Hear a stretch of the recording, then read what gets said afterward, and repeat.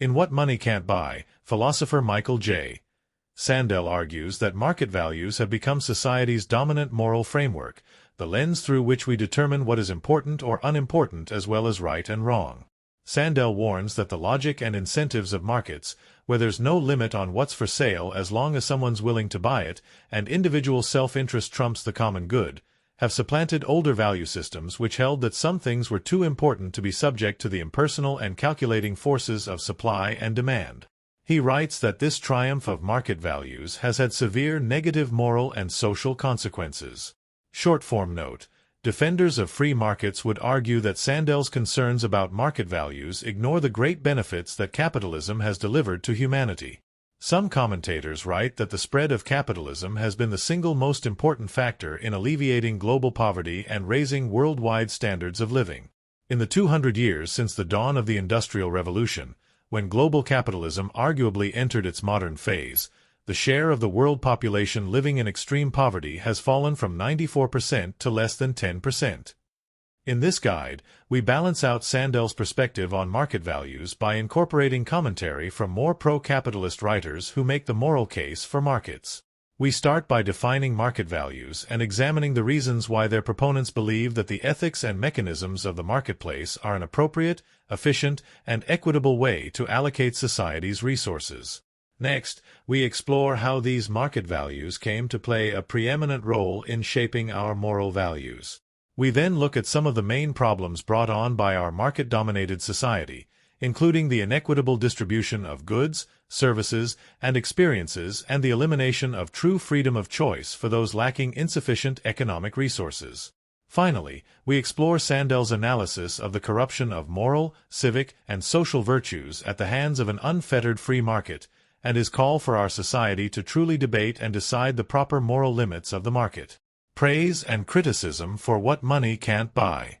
Although What Money Can't Buy received less fanfare than Sandel's previous work Justice, it was still generally well received by critics. Reviewers applauded the book's measured and politically philosophical approach. One critic also lauded Sandel for bringing the discussion of our market society out of academia and into the public discourse. However, some critics pointed out the book's lack of specific and practical solutions to the problems that Sandel identifies. In particular, skeptics pointed to the apparent hollowness of Sandel's proposed solution to the problem of the overbearing influence of markets, to simply debate these markets' role in our lives. They noted Sandel's lack of clarity on what the parameters of such a debate would be, who would mediate it or decide its outcome, and how we might implement its results. Other reviewers noted that the book fails to establish a clear framework for answering its central question: what should be the moral limits of the market? By failing to create some test or standard for when a particular transaction has violated moral norms, these reviewers argue that Sandel's book leaves the reader with no clear guidance for which market behaviors are moral and which are immoral. What are market values? Sandel defines market values as the logic, attitudes, and assumptions that govern markets, where there's no limit on what's for sale as long as someone's willing to buy it, and individual self-interest trumps the common good. Below, we'll explore the primary arguments defenders of market values use to support their position. The efficiency argument. Sandel writes that supporters of market values claim free markets are the optimal, most efficient way for society to distribute scarce resources. The primary way the market allocates resources is through the price system. In a free price system, there is no need for an external actor, like a government or regulatory authority, to limit or set quotas on what goods or services are to be produced. Prices do that on their own, determining what goods are to be produced, in what quantities, and who will get them. The invisible hand of supply and demand, according to the free market argument, provides the key self-correcting mechanism that makes the price system work. For example, when the price of good A increases, consumers start to demand less of it or find alternatives for it. This drop in demand signals suppliers to reduce its price and produce less of it. On the other hand, when the price of good B decreases, consumers will begin to demand more of it. This rise in demand acts as a signal to suppliers to increase the price and produce more of it. Short-form note: as Thomas Sowell explains in Basic Economics, suppliers have a financial incentive to match their supply to consumer demand.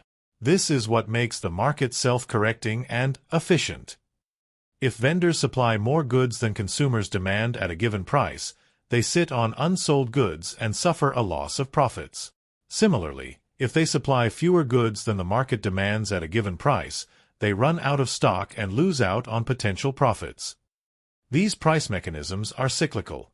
After the price of good A begins to decrease, demand for it will increase once again, which will lead the price to increase, which will reduce demand, and so on. Similarly, after the price of good B starts to increase, demand for it will decrease, which will lead its price to decrease, which will, in turn, increase demand for it and lead its price to increase once again in a continuous cycle. Short-form note. Critics of free markets, on the other hand, argue that the price system often fails to work in such a neat and orderly way. These critics argue that the price system is subject to limitations and potential failures. In a monopoly, for instance, one firm gains complete control of the market, locks out competition, and is able to effectively dictate prices at will, far above what the price would be under normal competitive conditions. In doing so, monopolies interfere with the competitive price system that is meant to rationally allocate resources, because consumers have no alternatives and must accept the price offered by the monopolist. Multiple meanings of market efficiency. Note that market efficiency has multiple definitions in economics. In a 100% free market, the price of a good is determined by supply and demand. In other words, the free market system assumes that a good has no inherent value. It's worth whatever people will pay for it. But market efficiency can also refer to markets in which prices are rational and transparent. They reflect true value by incorporating all available and relevant information about the item being sold. Market inefficiencies and arbitrage opportunities. In this second sense of the term, when markets are inefficient, prices don't accurately reflect all available information, and, as a result, different markets will often have slightly different prices for the same good. This creates arbitrage opportunities for speculators, enabling them to simultaneously purchase an asset in Market A and sell it in Market B, exploiting the small differences in price between the two markets and creating a temporary opportunity to make a risk-free profit.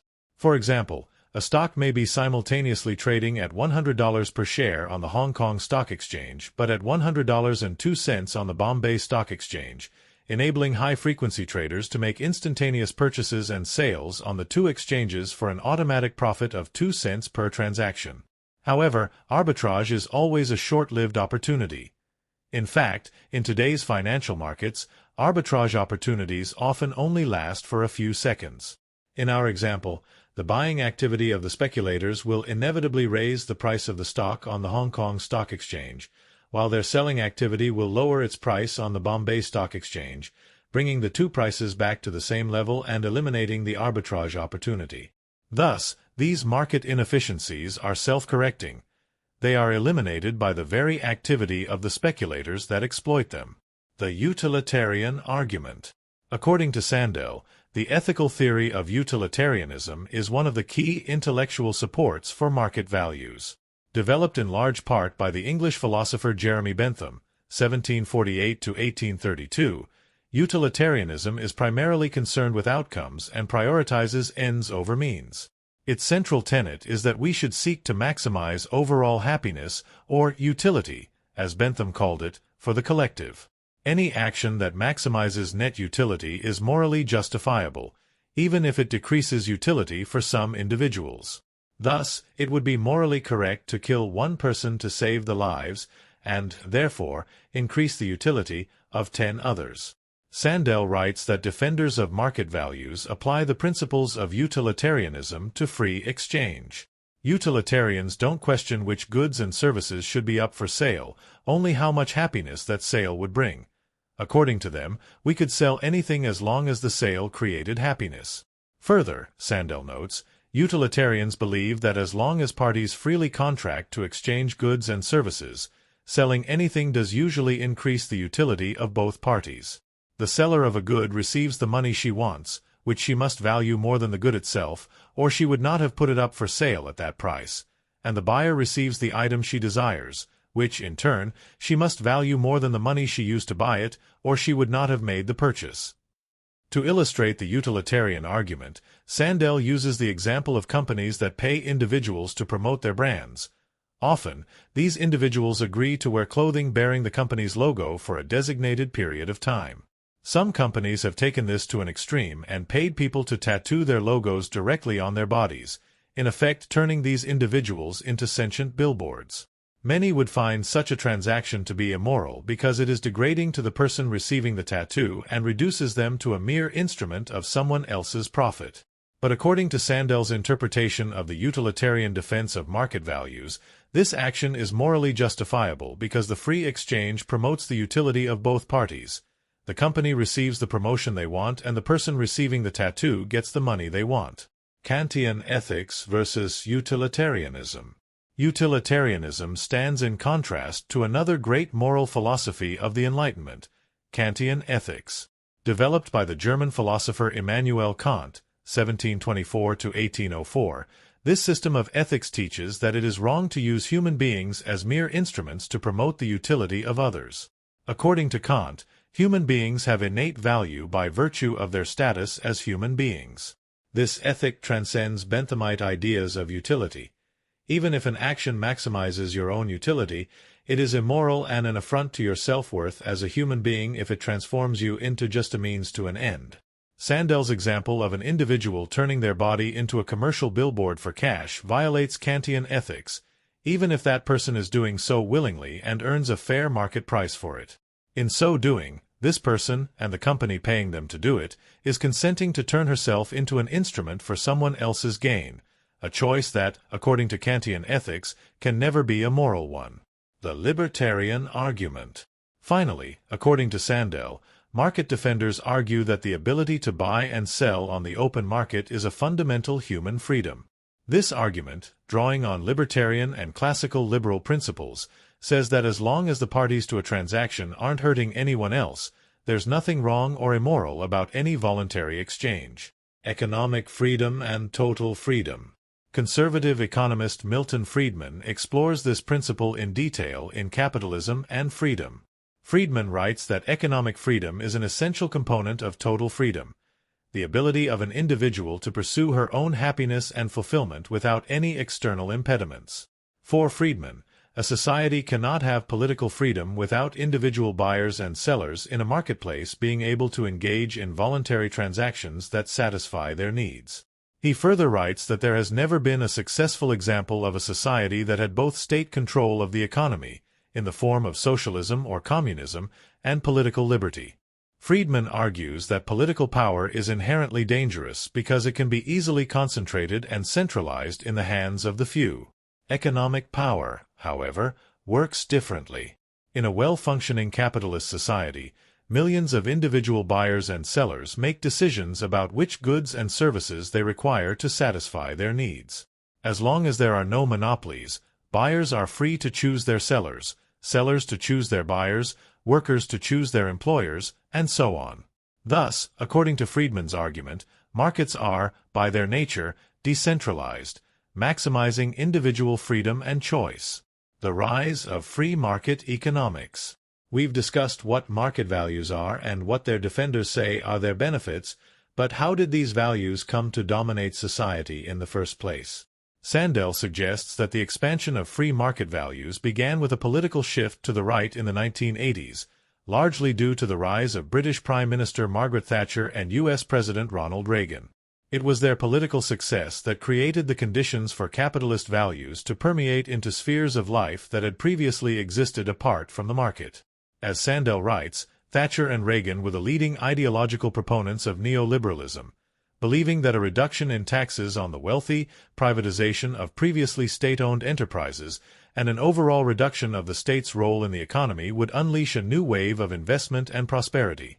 These two leaders substantially remade the economic order in each of their countries, bringing down inflation, sharply reducing top marginal tax rates, and deregulating a wide range of industries from aviation to trucking to banking.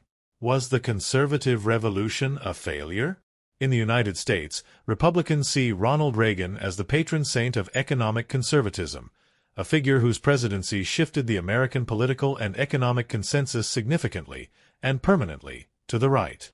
In their telling, the so-called Reagan Revolution smashed the old liberal New Deal consensus, with its emphasis on an activist role for the federal government in the management of the economy, and replaced it with a pro-business, laissez-faire vision that continues to this day. But some critics contend that Reagan never truly succeeded in achieving his economic policy goals, despite his political success. These detractors point to federal spending increasing during the Reagan presidency, his administration passing the largest tax increase in modern history, and his bipartisan deal to save Social Security by enacting large increases to the payroll tax. In Britain, meanwhile, Margaret Thatcher's government succeeded in making many long-lasting changes to the British economy, including reducing the influence of the once powerful trade unions, boosting industrial productivity, and presiding over rising rates of home ownership. However, detractors argue that Thatcherism left behind a dubious legacy that included a sharp rise in the poverty rate, and a particularly alarming spike in the child poverty rate. The fall of communism and the rise of economic shock therapy. The collapse of the Soviet Union in 1991 and the subsequent decline of communism was another watershed moment in economic history that further entrenched the primacy of the market society.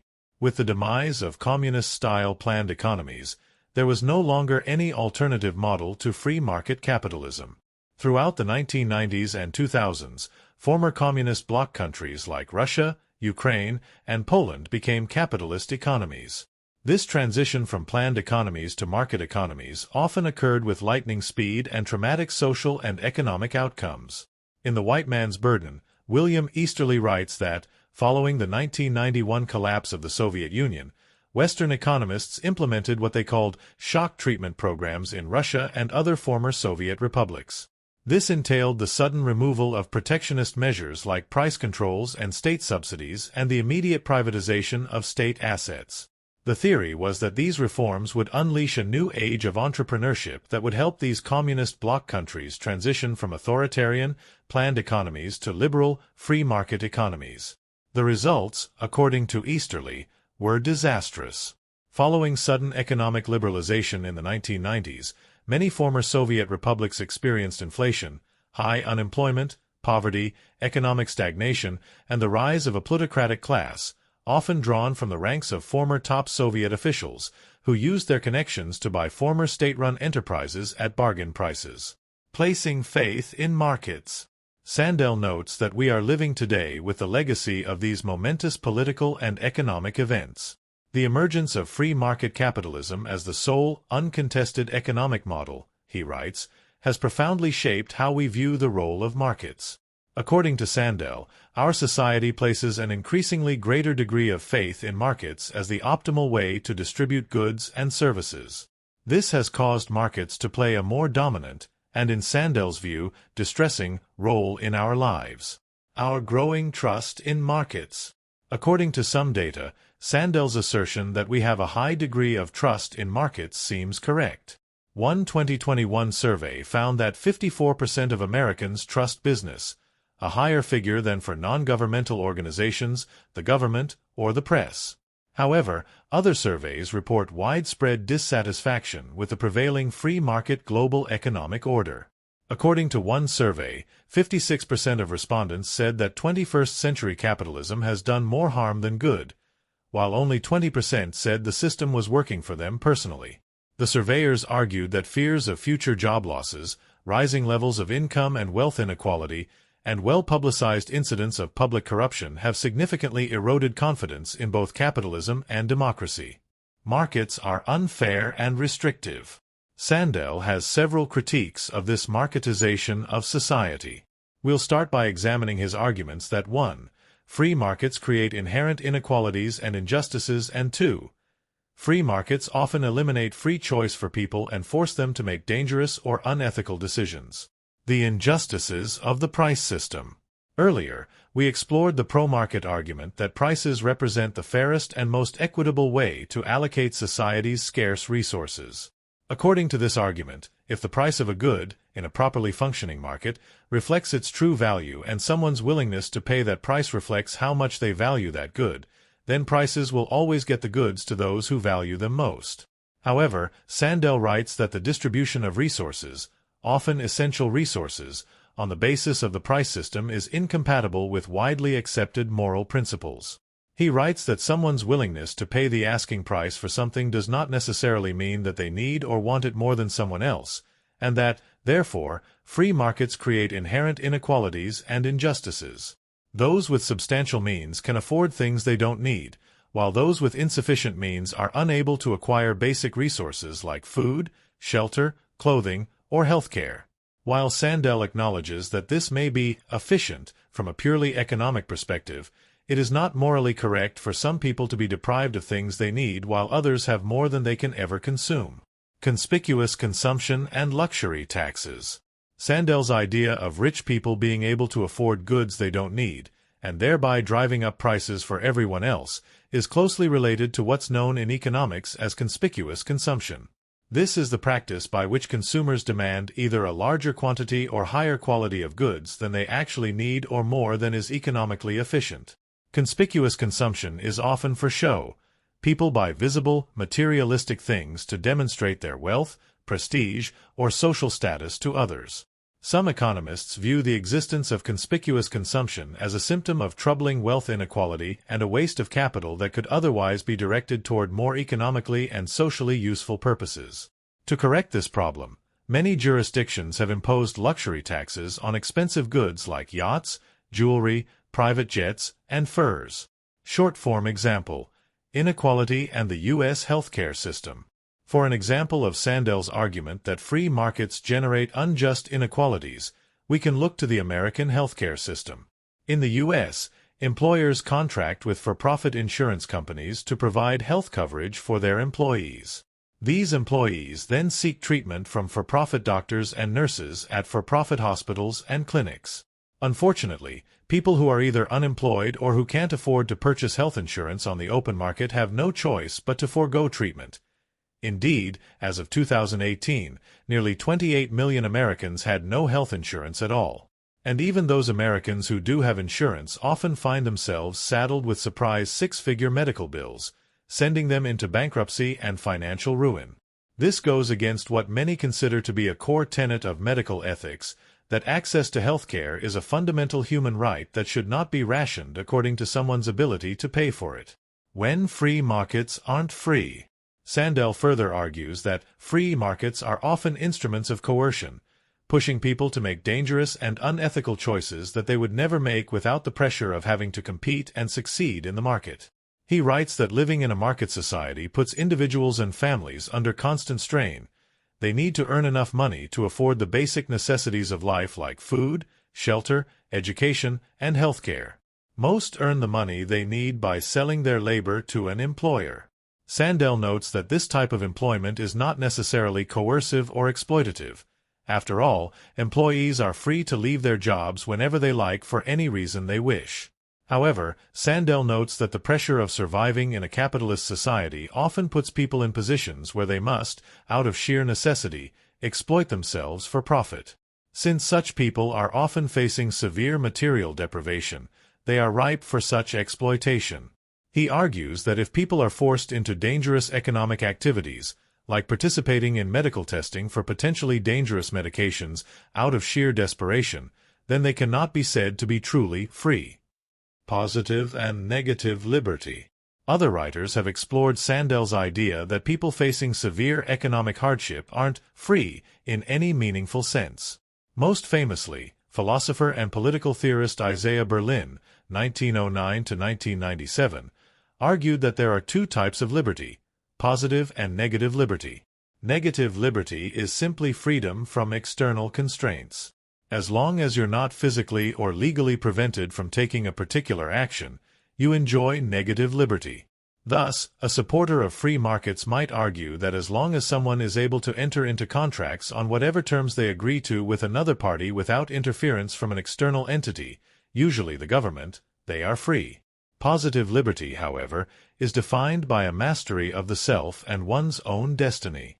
This means having control over your mind, your future, and your material circumstances. Rather than freedom from constraints, it is the freedom to achieve your highest potential. Thus, for example, if you suffer from a disadvantaged social position, whether due to poverty, racial discrimination, or lack of education, you will be unable to realize your destiny and are not truly free, even if there are no formal restrictions standing in your way. Although he doesn't explicitly mention it, when Sandel writes that people forced into exploitive economic relationships out of desperation aren't truly free, he is in effect arguing that they lack positive liberty. Selling your own data. For an example of this kind of exploitation, we can look to the growing business of people selling their data to tech companies. Specific examples include Facebook paying teenagers $20 per month for unlimited access to their phone activity and Amazon paying people $25 in Amazon gift cards for their body scans.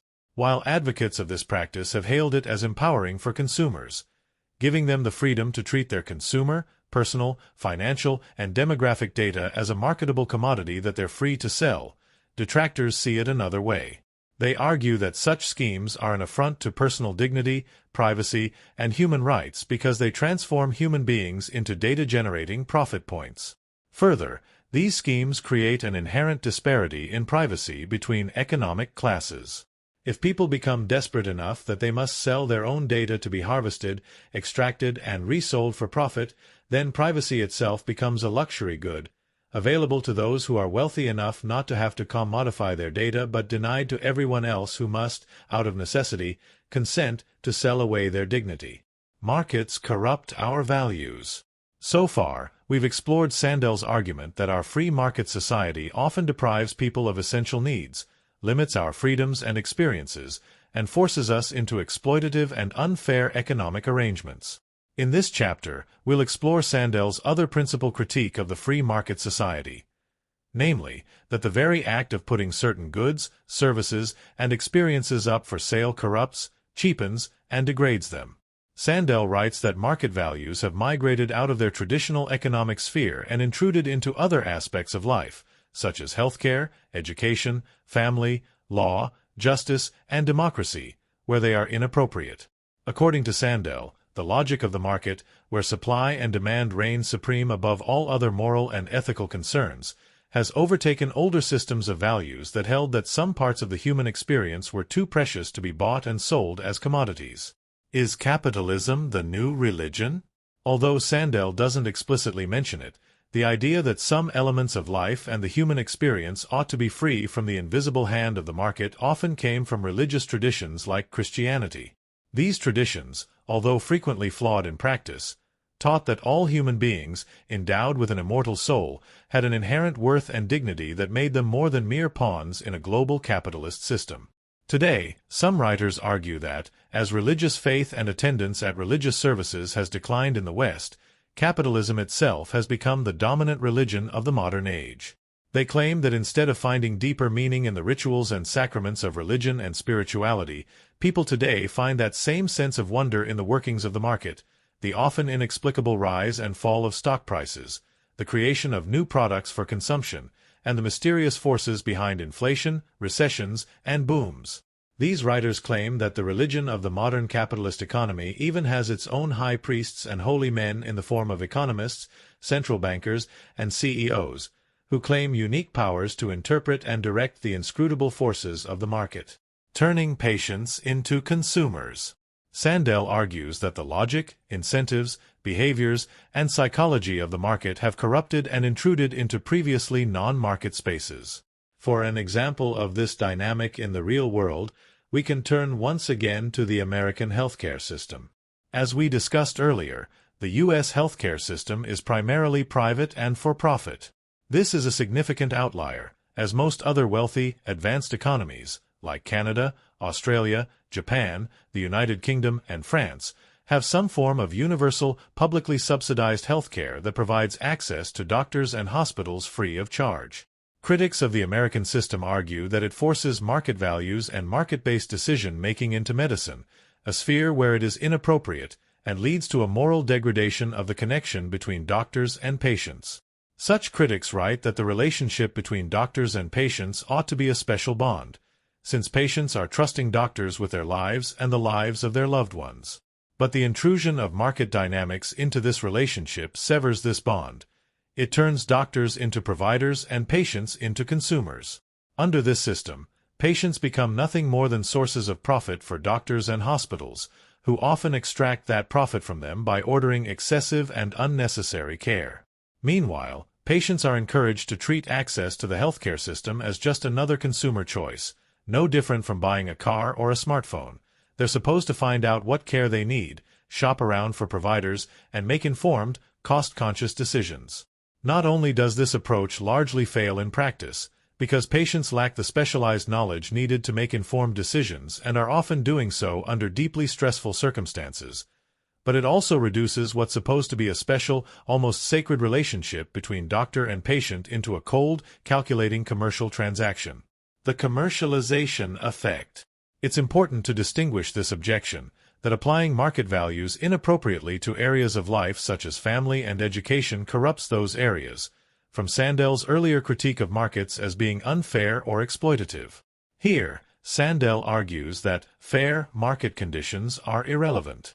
Even if markets for certain goods, services, and experiences could be designed without inequality or exploitation, simply subjecting them to market conditions alters our attitudes toward them and degrades our collective moral and social well-being, forcing us to view them as mere commodities whose value is reflected in their price instead of having intrinsic, non-monetary value. According to Sandel, this idea that distributing something through the market diminishes its value was first noted by economist Fred Hirsch, who dubbed it the commercialization effect. The commercialization effect is the theory that our feelings about a good or service vary depending on its means of distribution, whether it's provided for money, or whether it's free and supplied through goodwill, duty, a mutual exchange, or another reason. Hirsch observed that the utility someone derived from a given good, in other words, the amount of satisfaction or happiness it gave them, diminished if it was acquired through ordinary market transactions. Gifts are a prime example of the commercialization effect. Someone who receives a gift, whatever the gift is likely to place a value on it greater than its pure market value because it symbolizes a deep emotional bond between them and the giver. But if the gift recipient simply purchased the item herself, its only value is what she paid for it. Its acquisition through the market deprives it of a value it would otherwise have. The psychology of generosity. Indeed, from the perspective of classical economics, behaviors like gift-giving are fundamentally irrational. The giver spends money on something and receives nothing of value, while the recipient may not even value the gift at all and derive no utility from it, if the item is something they don't want. However, as we see above, Sandel and Hirsch argue that gifts intrinsically have more value than items we've purchased, and that purchased items are devalued thanks to their acquisition through the market. Supporting this idea, other writers argue that irrational economic transactions like gift-giving and other forms of generosity have significant social value on an evolutionary basis that they wouldn't under ordinary market circumstances. In Influence, Robert Cialdini argues that acts like sharing and gift-giving gave a strong evolutionary advantage to early human communities by fostering tight bonds of social cohesion. Cialdini argues that reciprocity was the key. If another individual brought you some of their firewood, for example, it would behoove you to bring them some of your firewood, because doing so would help the two of you survive and make the overall clan or tribe stronger. This, in turn, created networks of obligation among early humans that made it easier for the group as a whole to multiply and survive. These networks of obligation enabled communities to divide labor, trade for scarce goods with their neighbors, create systems of mutual defense, and develop social hierarchies. In a harsh and unforgiving environment, like those many prehistoric peoples faced, this was the only way to ensure group survival and prosperity. Crucially, Cialdini argues, reciprocal gift-giving also lowered the cost of giving things up to your neighbors. You weren't really losing something if you knew it would eventually come back to you. The dominance of incentives. Sandel further argues that market-based thinking has corrupted our values by replacing our intrinsic motivations with economic incentive-based motivations. When we act on intrinsic motivations, we do something because it is rewarding and satisfying for its own sake, not because of the promise of some external reward. Sandel writes that replacing intrinsic with extrinsic motivations weakens our connections to one another and makes our society more selfish, individualistic, and, ultimately, fragile. In particular, Sandel strongly critiques the over-reliance on economic or financial incentives as the most powerful driver of human behavior. He writes that economists place too much stock in the power and significance of incentives, believing there is no problem great or small that cannot be solved with a proper incentive-based scheme. According to this standard economic model of human behavior, people are rational agents motivated almost entirely by self-interest. Therefore, if they are economically rewarded for engaging in socially correct behavior, or penalized for engaging in socially wrong behavior, they will align their behavior with their rational incentives. But Sandel argues that such incentive-based thinking has expanded beyond the strict limits of the market to dominate all aspects of life, with incentives today governing our attitudes toward healthcare, education, and civic participation. It's why, for example, some conservative economists are major proponents of turning certain government-provided social services like public education and healthcare into voucher programs, giving people a specified credit that they can use to purchase education or healthcare services from vendors of their choice, which will give those vendors an incentive to provide better services at a lower cost. Vouchers and public education. Conservative economist Milton Friedman was a major proponent of vouchers, and he made his case for them using the same sort of incentive-based reasoning criticized by Sandel. In Capitalism and Freedom, he writes that vouchers, redeemable for educational services up to a certain amount for each child, would give parents the freedom to choose whichever educational option they deemed best for their children.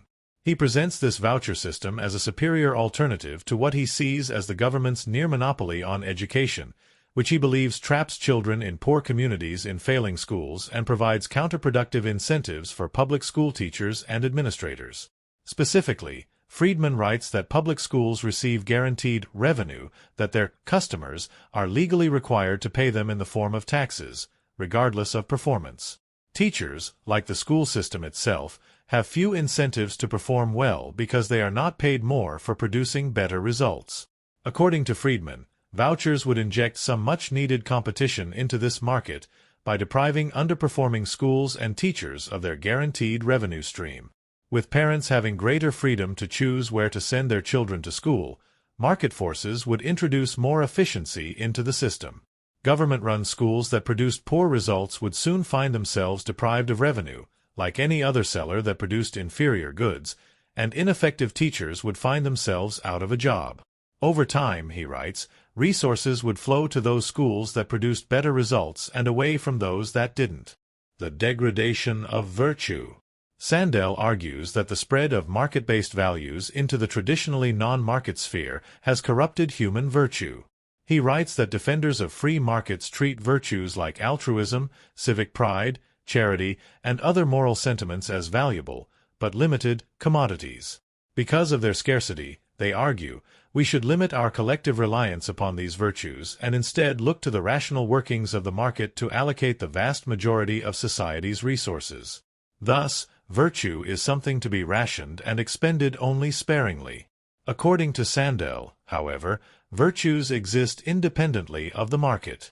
To treat them as marketable commodities is to weaken and diminish them. Sandel writes that virtue cannot be bought, sold, traded, hoarded, rationed, or manufactured out of nothing. Rather, it is cultivated within society through repetition on a mass scale. When we rely less upon moral, social, and civic virtues, we don't preserve our stocks of them. Rather, their very disuse depletes them.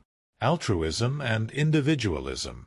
Sandel writes that virtues like altruism need to be nurtured and cultivated on a mass scale, or we risk losing them altogether.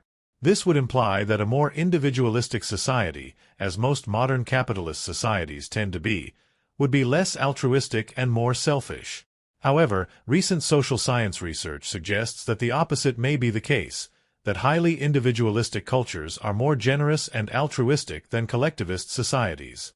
One 2017 study of people across nearly 80 countries spanning half a century's worth of data showed a sharp trend toward individualistic values, with researchers concluding that individualism has risen by 12% since the mid-20th century.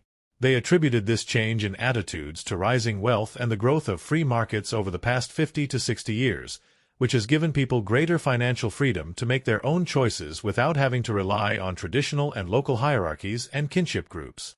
Despite this rise in disposable income and individualistic attitudes, however, altruism has increased with individualism, with the world's 5 most individualistic countries all ranking among the top 10 globally for generosity, defined as giving help to strangers. One possible explanation suggested by these social science researchers is that while people in more traditional and collectivist societies do indeed value generosity and altruism, it is heavily weighted toward one's own family or broader kin group. This would perhaps explain why China, which is both ruled by a communist government and strongly rooted in Confucian virtues of generosity, ranks low on the World Giving Index, at 140th place. Short-form example: paying for civic participation. To explore how the market can corrupt our virtues, let's construct a hypothetical. Imagine a society where people only participate in the basic functions of democracy and civic life, like registering to vote, casting a ballot, or attending a school board meeting, if they are paid to do so on a contractual basis. Perhaps there's even a price system that assigns a value to each of these functions. $500 to register, $300 to vote, $800 to show up at a school board meeting. Defenders of the market system would find little objectionable in such a setup. They would argue that the involvement of market incentives would do nothing to change the society's civic character. Democracy will continue to function whether people participate in it for free or for a price. But, according to Sandel, something irretrievable would be lost: the virtues of civic pride and democratic participation that are essential to the functioning of a free society. The exercise and practice of these virtues would become hollow. Citizens would have a fundamentally different attitude toward their civic obligations, seeing them as a source of profit rather than something that ought to be done for its own sake. By replacing such vital democratic functions with transactional market incentives and payoff schemes, the citizens of such a society would come to place little intrinsic value or sense of ownership in their own institutions of self-government, beyond those that were monetarily compensated for. Sandel writes that while these virtues don't have a price or a market value, they are all but gone when they are allowed to languish through neglect. The social impact of the market society. We've seen Sandel argue that the intrusion of markets into non-market spheres of life exploits the vulnerable, deprives us of choices we would otherwise have, and degrades our virtues as a society. Here, we'll explore the social impact of living in a market society. How it affects our relationships to one another, dilutes our understanding of ourselves as a shared community, and makes us less happy as individuals. Advertising in public spaces.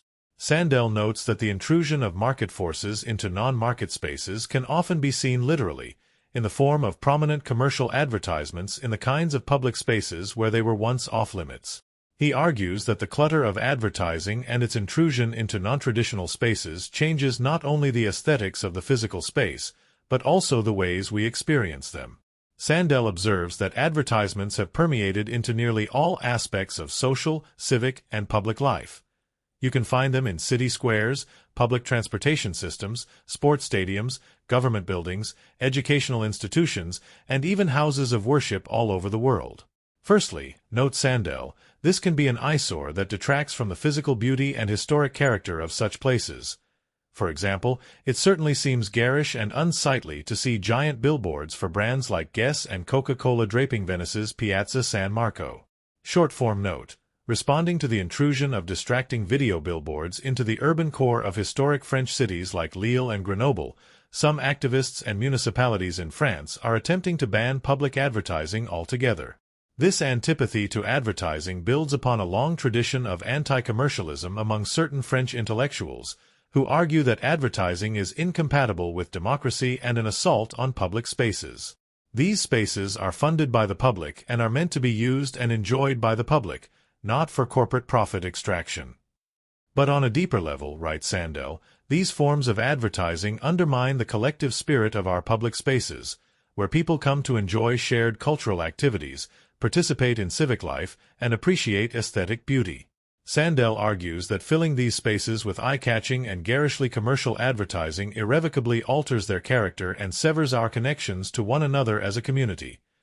We are no longer full and equal citizens congregating in the public square. Instead, we lose our shared, communal identity and become a collection of individual, atomized consumers. The rise of loneliness. Sandel writes that advertising and the rise of a consumer-focused society have undermined our collective spirit and isolated us from one another. Sure enough, social science research shows that loneliness has been increasing since 2015, with nearly one-third of American millennials reporting feeling isolated and unconnected. In the UK, then Prime Minister Theresa May even appointed a minister for loneliness to tackle what she called the sad reality of modern life. Ironically, however, the forces of unfettered capitalism that Sandel and others blame for this rising social alienation and unquenched thirst for human connection have sprung into action to profit from it. This can be seen with the growing popularity of commercial services like Rent-A-Friend, in which users pay an individual $40 per hour to serve as a temporary friend, or professional cuddlers, who are paid as much as $80 per hour to cuddle and caress their clients. A market society is a divided society. Sandel writes that a market society tends to lead to a wealth gap, where more and more wealth is concentrated in the hands of fewer and fewer people. Beyond its economic or political consequences, however, Sandel is primarily concerned with the social consequences of inequality. Specifically, he warns that the financial gap between the affluent and the poor leads to social divisions, in which these groups share fewer and fewer common spaces and experiences. The growing divergence of rich and poor. There is data supporting Sandel's assertion that rich and poor people lead separate lives, at least with regard to housing.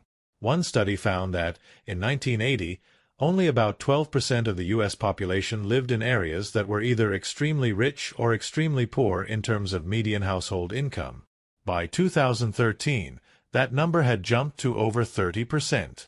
What this reflects, the researchers argue, is a growing polarization and stratification that is increasingly evident in the spatial distribution of the national population.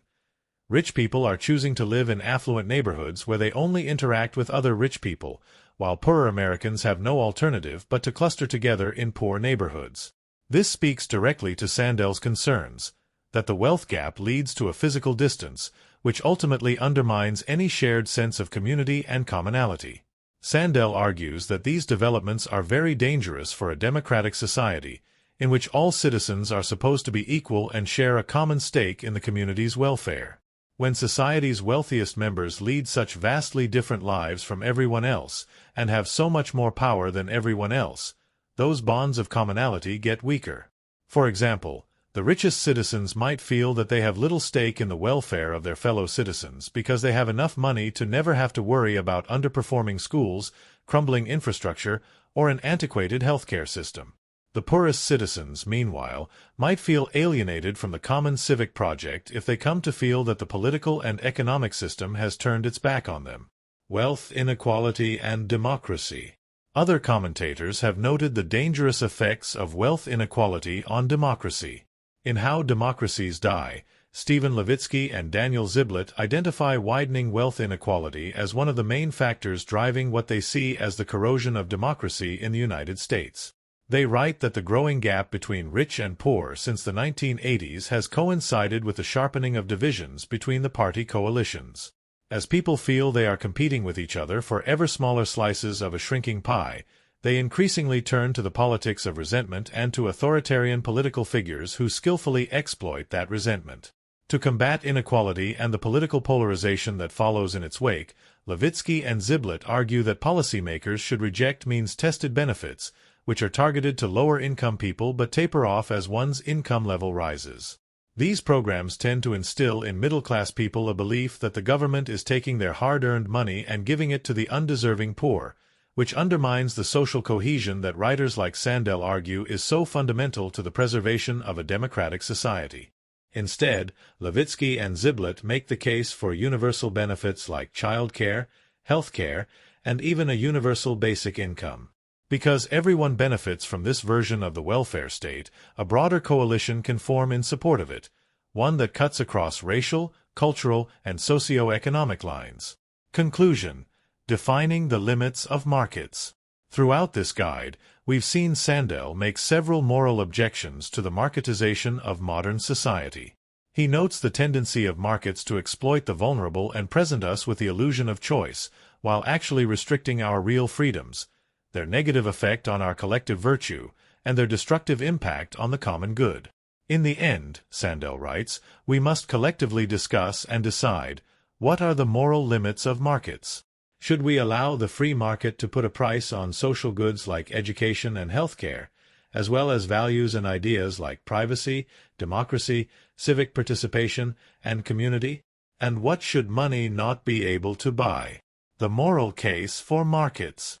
A common critique of markets, and one that is voiced consistently by Sandel throughout What Money Can't Buy, is that markets blur the line between morality and immorality by giving tacit approval to socially undesirable traits like selfishness and greed. However, some commentators argue precisely the opposite, that the market economy rests on a solid moral foundation that encourages morally correct behavior. As William Easterly writes in The White Man's Burden, markets require a high degree of social trust, a morally positive trait, among strangers. This is because an economy based on voluntary transactions is only viable if customers can trust that they won't be ripped off, that what's being sold is genuine, and that people will honor debts and pay for goods they've ordered. Thus, according to this line of reasoning, free market capitalism fosters virtues like self-reliance, social trust, and self-restraint. Moreover, markets produce better results, as capitalist societies are, on the whole, more prosperous and equitable than the pre-industrial, pre-capitalist, traditional societies that came before them.